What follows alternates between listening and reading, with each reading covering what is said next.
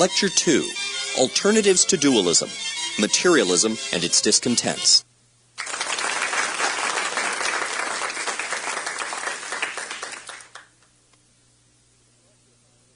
The philosophy of mind is a peculiar branch of philosophy in several respects. One is this. Most areas of philosophy, there's pretty much of a consonance between our common sense belief and what the professionals accept. But in the philosophy of mind, I think there is a radical break. I think most people and common sense people accept some version of dualism. They think they've got a mental part to their life and a physical part. Dualism seems to have a kind of appeal, but in the technical subjects, in the philosophy of mind, in cognitive science, in psychology, dualism is almost universally rejected. I won't say universally because I can name several prominent dualists. Nothing ever dies completely in philosophy.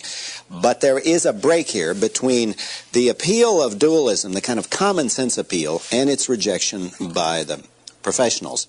I often wondered if our commitment to dualism, our deep affinity with dualist philosophy was a peculiarity of the Western intellectual tradition, but I think it actually has a much wider appeal. This was brought home to me when I lectured once in Bombay, and I was on the same platform with the Dalai Lama.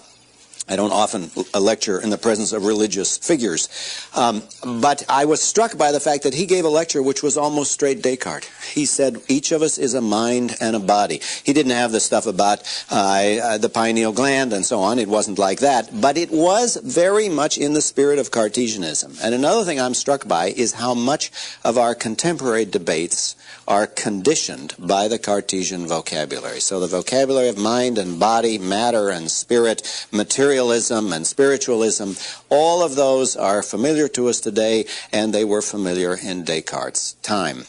Now, in this lecture, we're going to be talking about some of the alternatives to Cartesian dualism. And you remember Descartes had a dualism of substances. There are two types of substances in the world. Strictly speaking, there is a third type. God, he said, was neither mental nor physical. But in the world where we live, there are two types of substances. There's the mental and the physical.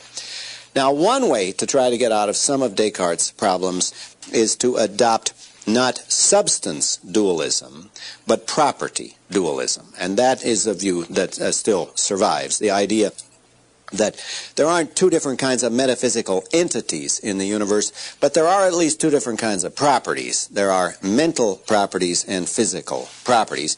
And that view is called property dualism as opposed to substance dualism. I put a chart of all the, or at least a bunch of the possibilities, and I'll go through it later. But we need to make a distinction within dualism between the Descartes brand of substance dualism and the more popular contemporary version of property dualism. However, I have to say that property dualism seems to inherit many of the same problems we had with Descartes. How do I know you have these properties? How can the mental properties ever affect the physical properties? How do we get a solution to the problem of the freedom of the will? So many of the problems that we had with Descartes' substance dualism are still left with us if we have property dualism. And I think it's fair to say that after Descartes, a very large number, and in the end most philosophers, accepted some version of monism. I mean, Descartes asked how many kinds of things are there and got up to 2. Most of his successors only got as far as 1. Now, later on, when it gets to be my turn to tell you my views, I'm going to say the mistake was to start counting at all, okay? That was the big mistake. The big mistake is the one we're all overlooking. We're accepting the Cartesian categories. We're thinking all of this is okay, this vocabulary of mind and body. However, I can't say that yet. Right now, I'm still locked in the Cartesian tradition, trying to consider alternatives to it. And the natural inclination is to say, look, if dualism doesn't work, if twoism doesn't work, go with one-ism. And what you get then is not dualism, but various forms of monism. Monism says there's only one kind of thing in the universe. And then all of these people in the Cartesian tradition are inclined to say, well, either you get a choice. You can either pick the mental part of Descartes or you can pick the physical part. Idealism is the view that all of reality is mental, that there isn't any physical reality in addition to mental reality, and what we think of as physical reality ultimately is mental. Now, idealism, I think, though not very plausible, did have a long and influential history. It was very influential throughout the 19th century. The most influential figure was Hegel, but it was also influential in Britain and the United States. In the long run, I think it died because the successes of the physical sciences just made it seem preposterous that reality was all spiritual. That's not an argument. I think this is just how the subject developed. And nowadays, idealism is not an influential view, though it survives in odd corners. I mean, it keeps cropping up in literary theory, for example. There are people in literary theory who say, well, all of reality is a social construct. All of reality is like a work of fiction. We all just sort of get together with our minds and create this reality. I'm not going to spend much time on that, but I do think it's not a serious view. I think it's a rather silly view. And the people who think reality is a social construct, that basically is what we think it is, don't themselves often just voluntarily walk out of 20 first-story windows on the theory that, well, gravity is a social construct. We can do anything we want with it. I mean, there is a kind of brute physical reality out there that we have to respect, as Russell would say, even in these most abstruse of disciplines. So, not surprisingly, the most popular version of monism and the dominant version in the 20th century has been materialism. The idea that ultimately reality is as described in subjects like physics and chemistry. And the problem, in a way, if you look back over the 20th century, the problem has been to try to get a version of materialism which wasn't subject to obvious objections. And I'm now going to lead you through several of the most influential, indeed I will lead you through all of the most influential versions of materialism in the 20th century, and we will see that there are various patterns of argument that emerge. Now, before we jump off the deep end into the different possibilities that materialism has, let me tell you a little bit about philosophical argument. In philosophical argument of this kind, we tend to oscillate between the trivial and the apocalyptic. So we're always stuck in these little bitty technical sounding arguments, but in fact, you got to keep your eye on the big target. So there's this constant oscillating back and forth between the picayune and the universal, between little bitty examples, and I'll give you some of those in a few minutes, and then these much larger issues. So we go through these examples, but always keep your eye on the fact that there are larger philosophical issues at stake, that basically we're fighting about very large targets. Well, in the early days of the 20th century, beginning really in the 1920s and continuing, I would say, through the 50s, the most influential version of materialism was behaviorism. And the idea of behaviorism was that essentially mind is just behavior, that when we study the mind, what we're interested in is studying the behavior of a human being or an animal. And in the extreme version, the idea was, and indeed, there isn't anything else there. There's just the behavior. There isn't any reality to mental phenomena other than what is manifested in behavior. Behaviorism came in two flavors. There was methodological behaviorism, which was a doctrine in psychology that said psychologists should quit worrying about the soul, because you can't do a scientific study of the soul. They should just study behavior. And if in my childhood course in psyche, that was psychology and behavior. I don't know if say that or not, but in science, but I'm telling you, I get them. Methodological influence. a whole generation of psychologists were that we're not studying reality. We're just trying to get laws of behavior. We're trying to find out how stimulus, outside stimulus, produce a response, and then you get laws correlating stimulus and response. I guess that the guiding light of this was a psychologist named Watson, but there were, as I said, a whole generation, particularly in the United States, of American psychologists who accepted methodological behaviorism. In philosophy, the situation was even more extreme, because the philosophers who were inclined to behaviorism didn't just accept methodological behaviorism, but there was another stronger version of behaviorism, sometimes called logical behaviorism or analytical behaviorism. And the doctrine of logical behaviorism was not just it's useful to study behavior when studying the mind, but rather there isn't anything else there to study. That when we talk about the mind, we're really just talking about actual and possible behavior. So when we say that John believes it's going to rain, what that means literally is if the windows are open, John will close them. If John goes for a walk, he'll carry his umbrella and his raincoat. If John owns a convertible and the top's down, he'll put the top up. If John's garden tools are outside, he'll put them in the shed, and so on. That is, the idea of logical behaviorism was that, logically speaking, any statement about the mind can be translated into, it just means the same as, a set of statements about behavior. Now notice, the behavior needn't be actual behavior, but rather statements about what would happen if the windows are open, John would close them. If he goes for a walk, he will take his raincoat. So you get a series of conditional statements, and one of the problems that the behaviorists had was how to spell out exactly what the terms of the conditions are. So but the intuitive idea is clear. The intuitive idea is that's it. There's nothing to the mind except your actual and possible behavior, except what you are doing and what you would do under certain conditions. Now, not surprisingly, there were a lot of objections to behaviorism, and there's a curious feature of the philosophical and psychological literature on this subject if you study it. It's this.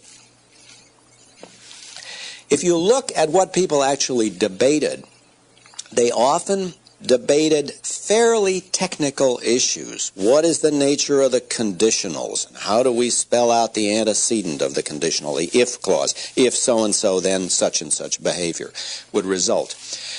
But the real deep worry was much stronger. The real deep worry was a kind of common sense worry that it can't be right to say the mind is behavior, because each of us knows in our own case that when, for example, we feel a pain, feeling the pain is one thing, behaving in the way that's appropriate to having pains is another thing.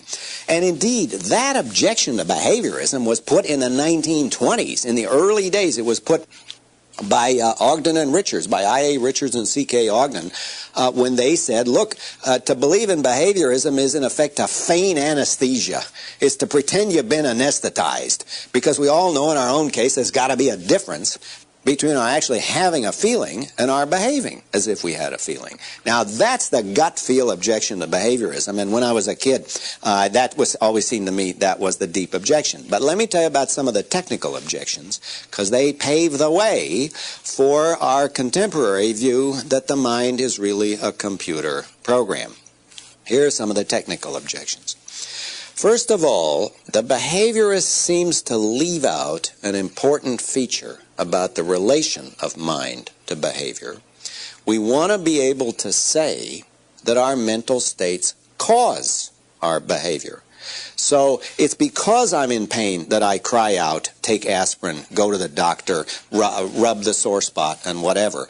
That is, the behaviorist misses an essential feature namely mental states are causally responsible for behavior, and you miss that point if you find yourself saying, well, look, there isn't anything there to do the causing, there's just the behavior. Because we want to be able to say, no, that guy cries out because he's in pain. John closes the window because he believes it's going to rain. All right, now subsequent theories are going to satisfy that urge, but we got to see how they get there. Now, a second difficulty with behaviorism is there seems to be a kind of circularity in the analysis. Now, let me show you how that works. I said the behaviorists wanted to analyze John believes it's going to rain into a set of conditional statements about John's behavior. If the windows are open, John will close them. If the garden tools are outside, John will bring them back in. But wait a second. All of that was assuming that John doesn't like to get wet, that he doesn't want a room full of water, that he doesn't want rusty garden tools. But suppose there's nothing he likes better than rain pouring in the window or a lot of rusty garden tools. He's an aesthete. He loves the sight of rusty garden tools and wet furniture. Well, then the behavioral analysis isn't going to work. You got to bring in another element. You got to say, and he doesn't want to get wet. So you can only analyze his belief that it's going to rain in terms of what he will do if you suppose he's got a desire, the desire to keep dry, the desire to keep his furniture dry, the desire to keep himself dry. If you don't make that assumption, the analysis won't work. So it looks like there's a circularity. In order to analyze belief, you got to presuppose desire. And in order to analyze desire, you got to presuppose belief. The same thing goes for desire. If you want to say, well, John desires to be with Sally, what that means is John will call up Sally on the phone, see if he can make a date, try to get to go to her house, try to be with her, and so on. Well, that's only on the assumption that he believes the woman he's talking to is Sally. If he believes it's somebody else, if he believes it's somebody that he doesn't like at all, then he will not behave in that way. So it turns out to analyze desire, you've got to assume belief. To analyze belief, you've got to assume desire, and that looks like we didn't, with behaviorism, get rid of the mind, which is what we were trying to do. We were trying to get rid of mental states because we got to presuppose mental states in order to give the behavioral analysis. Okay, a third, I call these technical objections. They're not all that technical, but they pave the way for changes in the discipline. A third, more or less technical objection was, well, wait a second, we can think of counter examples. If being in pain was just behaving in a certain way, then it would be impossible for somebody to pretend to be in pain when they weren't in pain, and it would be impossible for somebody to have a pain without showing the pain. But we all know those are possible. You can imagine a perfect actor. Suppose there's somebody who's such a fabulous super actor that she can do a perfect imitation of somebody in pain or in grief and all the same not feel anything. So and analogously on the other side, imagine somebody who's a super Spartan, somebody who feels pain but doesn't show it, somebody who can suffer pain without any manifestation whatever. So it looks like behaviorism isn't going to work, and by the late 50s, behaviorism was beginning, well, I won't say beginning, was really running out of gas.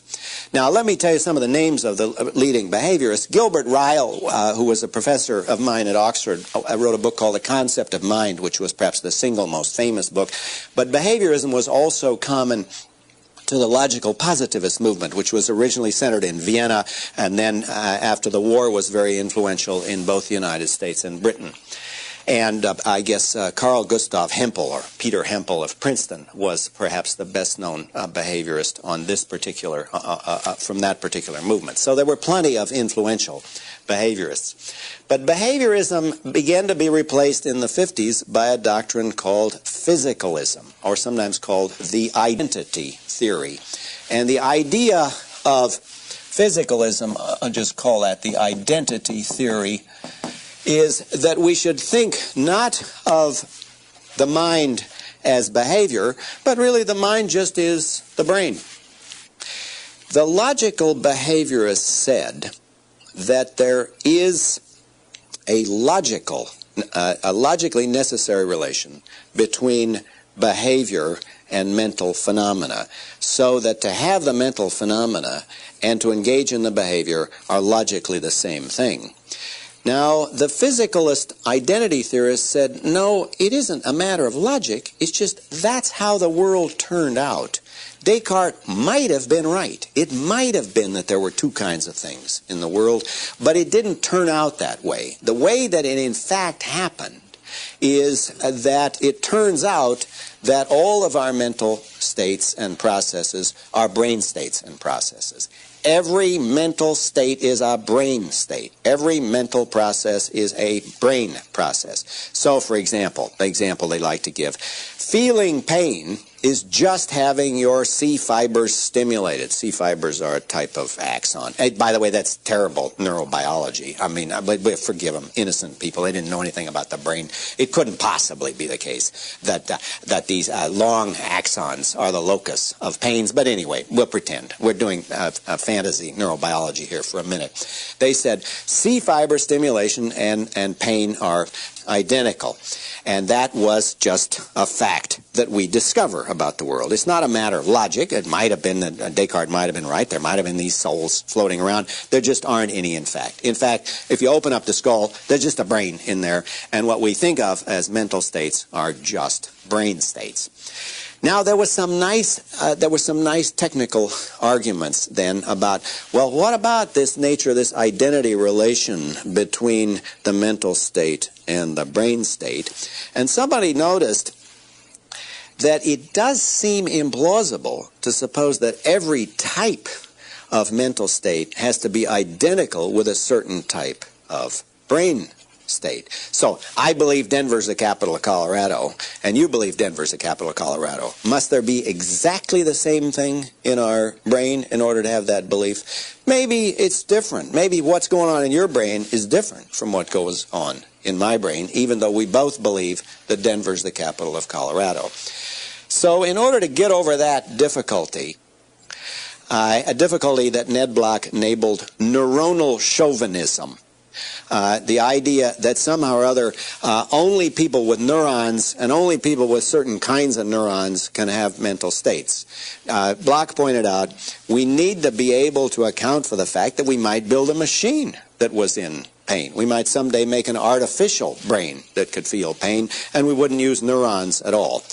So the physicalists said, well, there is a way that we can avoid this difficulty, and that is instead of saying that every type of mental state is identical with some type of brain state, let's merely say that any particular token instance of a mental state is identical with some particular token instance of a brain state. And I want to remind you of that jargon of type and token. It was originally introduced into philosophy by the American philosopher Charles Sanders Peirce. Peirce pointed out that if I write the word dog 3 times, there's a question, how many words have I written? 1 or 3?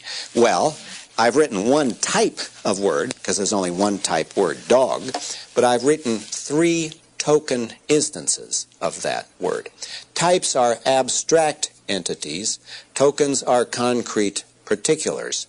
Now, applying that to the present problem, what people who were inclined to physicalism said was, well, instead of saying that every mental state is identical with some type of brain state, let's go to token physicalism and say that every token mental state has to be identical with some particular token, and then that allows for what's going on in your brain may be different from what's going on in my brain, even though we have the same mental states, and it allows for the possibility that we can avoid neuronal chauvinism. We might get to the point where we could say, let's build an artificial brain, and we won't use brain material at all. We won't use neurons at all, but silicon chips or something like that. So token physicalism was a natural development out of type physicalism. Now you see what we're doing as we go through these possibilities. Monism looks like the only way to escape Descartes' problems. But idealism isn't going to work. That puts us in bed with Hegel and a whole lot of mystical and mysterious people. We want to be hard-nosed scientists here. We want to be materialists.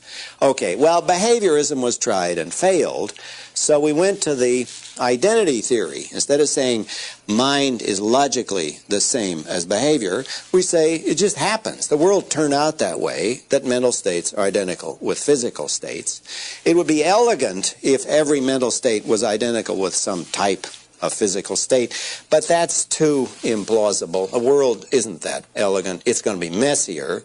So we avoid neuronal chauvinism by postulating a token identity between the mental and the physical. But now that raises a serious question for us, which the type identity theorists didn't have.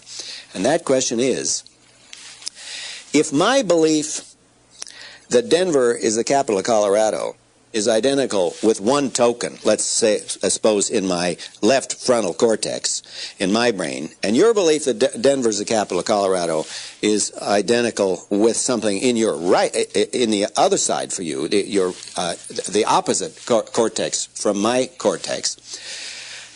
If those are two different brain states, then what fact about them makes them the same mental state? If you got different physical states, what is it about the different physical states that makes them into the same mental state? Now, notice there's a common sense answer to that, and that is, well, you're thinking the same thing. But they can't give that answer because that sounds like dualism.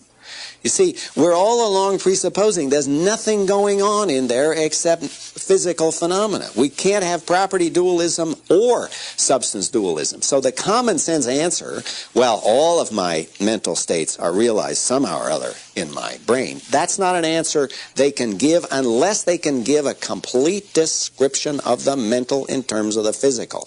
These analyses are intended to be reductive. We're trying to get rid of any Cartesian phenomena. There mustn't be any little a Cartesian soul sticking out here, not even little bitty ones. It's all got to be materialistic down to the ground. So we've got to answer the question, what is it that two brain states have in common if they're the same mental state?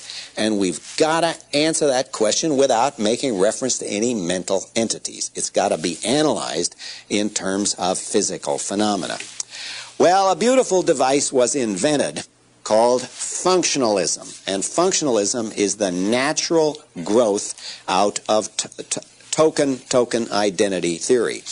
What the functionalists said, and this now we're up to the present time, most philosophers today are functionalists. And the idea of functionalism is this. Any mental state will consist entirely in a set of causal relations. So to have a belief that it's going to rain will just be to have a something that is caused by certain kinds of input stimuli and in conjunction with other mental states causes certain kinds of output behavior.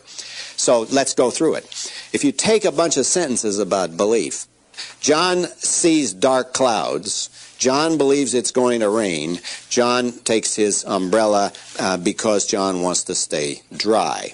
Now, I take a very simple common sense case. Okay, now the idea is take the word belief and knock it out. Just put an X there.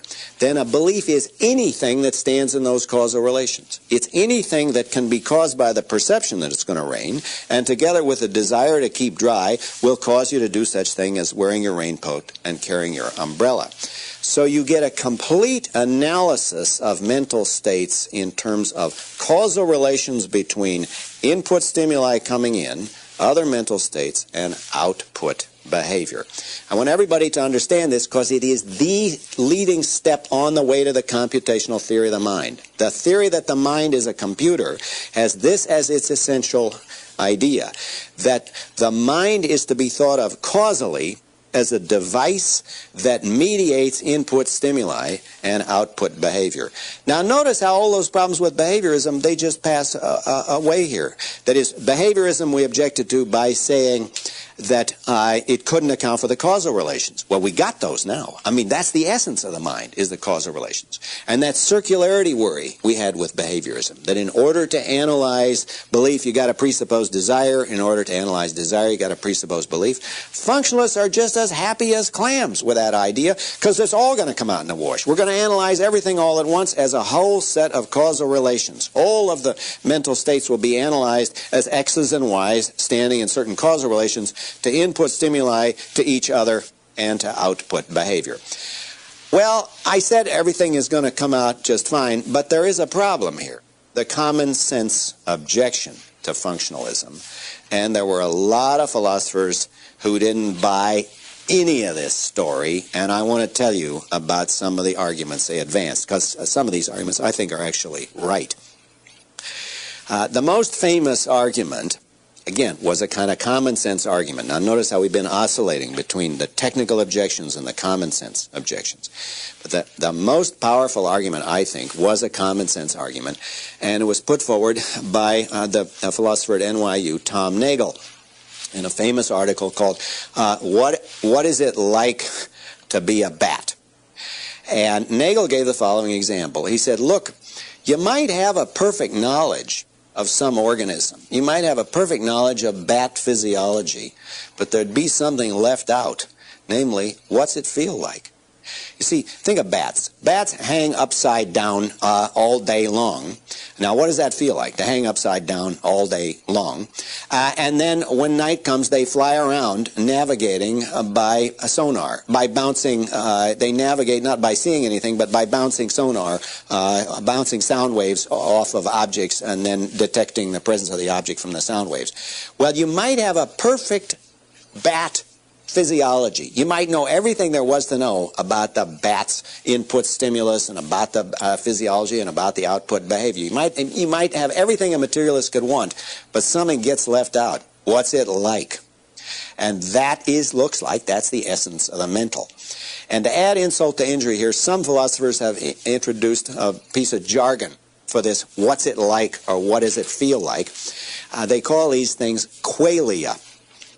Any theory of the mind has got to account for an interesting fact. Namely, all of our conscious experiences have a certain qualitative feel to them. There's some sort of qualia going on. The singular is quale here. You got a quale or a whole lot of qualia whenever you've got any conscious mental phenomenon at all. And it looks like, as Nagel says, that's the hard problem. That's the hard mind-body problem left over.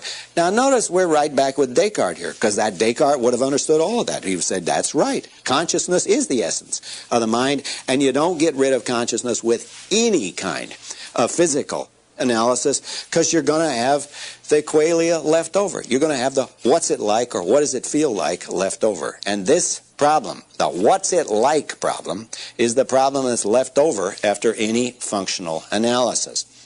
A couple of other arguments lead to the same conclusion. There's a beautiful argument by an Australian philosopher named Frank Jackson. Jackson argues as follows. Imagine that there were a neurobiologist who knew all there was to know about vision. She knows everything, call her Mary. Mary knows everything there is to know about human vision. She knows everything about the color receptors and everything about the lateral geniculate nucleus and the striate and the extrastriate and all of the feedback mechanisms. There's only one problem. Mary has been brought up entirely in a black and white environment. She's never seen red. Now, though she might have an absolutely perfect knowledge of what causes people to have experiences of red, she might have a perfect knowledge of what the input stimulus and the output behavior, all the same, something got left out. Something got left out, and that is the conscious experience of seeing red. She has none of that. But then, it turns out, there's going to be some facts that are simply left out of any, not just any functionalist analysis, but any materialist analysis. Materialism, throughout its history, has had this problem keep cropping up on it. The problem is, after you've given the materialist story, something got left out. Qualia, or what it feels like, or the actual target of the investigation, consciousness, because that is the essential thing we have to analyze. There was a third argument along these lines suggested by Saul Kripke, a philosopher at Princeton.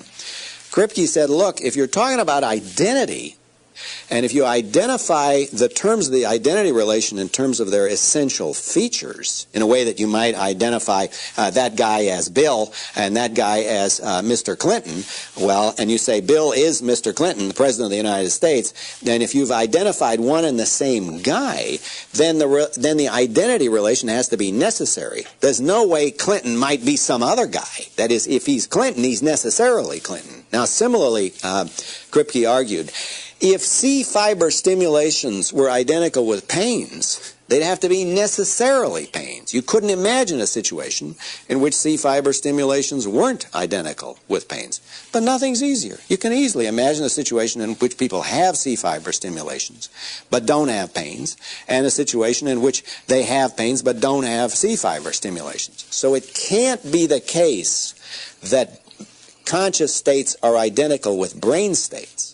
Because if they were identical with brain states, that would have to be a necessary identity, but it's not a necessary identity. The most you would get would be some kind of correlation. And if it's not a necessary identity, it can't be an identity at all. Okay, let's step back and look what's going on then in this debate. What we've been considering is, given that idealism is dead, what sorts of versions of materialism will enable us to account for mental phenomena? And the general pattern was very revealing. The pattern was always, there were a whole lot of technical objections. That's what we saw in the case of behaviorism, and what we saw in the case of the type identity theory, and what we saw in the case of functionalism.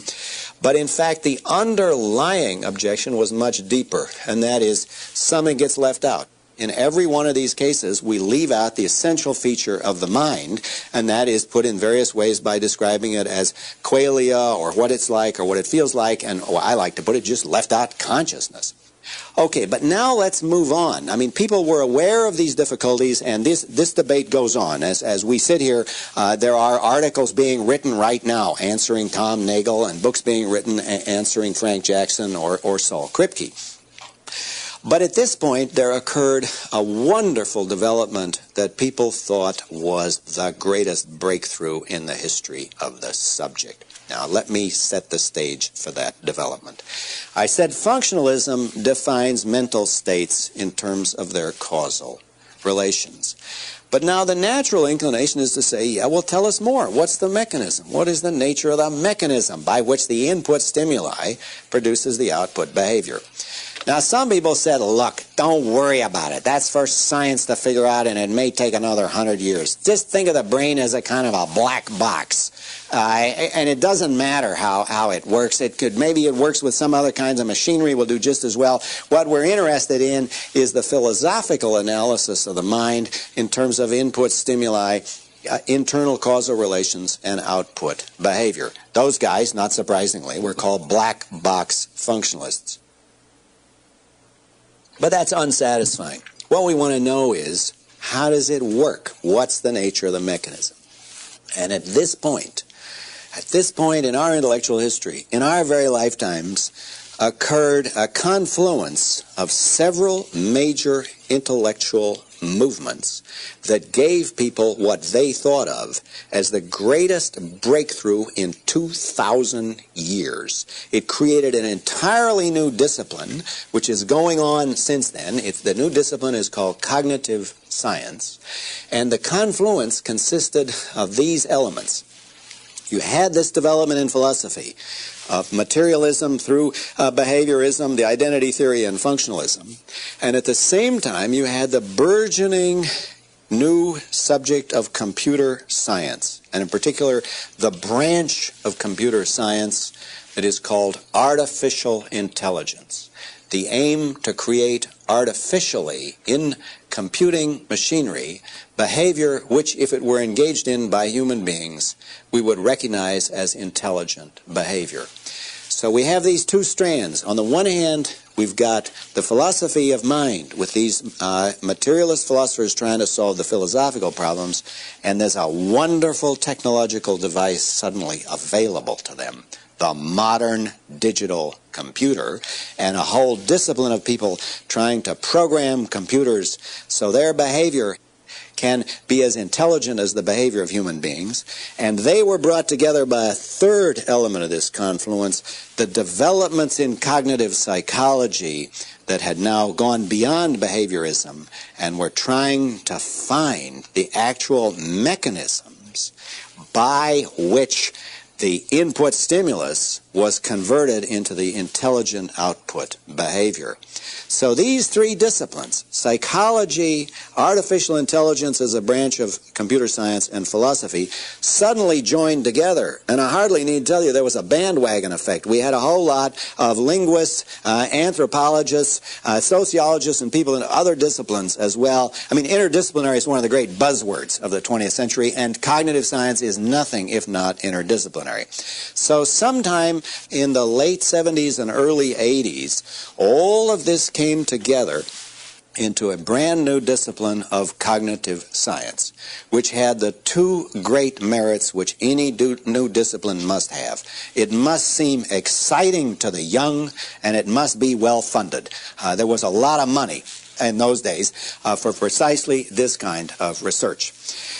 Now, furthermore, it wasn't just that we had this money that we were going to do this stuff with, but we had a theory. And the theory promised an answer to all of those hard questions that we had been having before. The theory was, we now know the nature of the function by which the input stimulus is converted into the output behavior. There's a computer inside your skull. There may be several computers in there working in parallel, but whatever else is going on, your brain is a digital computer, or as I said, a series of computers working in parallel. And what you call your mind is really the computer program or programs. So at long last, as one famous researcher in this field, Zenon Polishin, put it, after 2,000 years, we at long last have a way of seeing the answer to the questions that bothered Descartes and the questions that go back to the Greeks. How can mental states affect behavior? How can the semantic content of our thoughts actually result in our behavior?